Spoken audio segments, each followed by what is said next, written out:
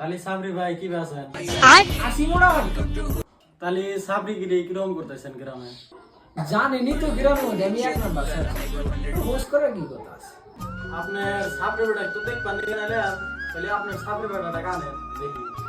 मारण की बात আগে আছে यार गए ओ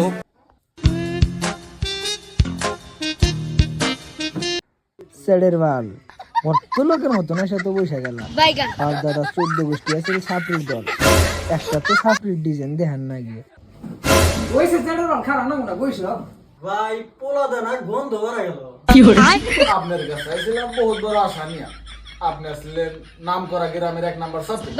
আপনার বলা যে এটাই ভাবো, এটা তো ভাবি নাই কোনো সময়।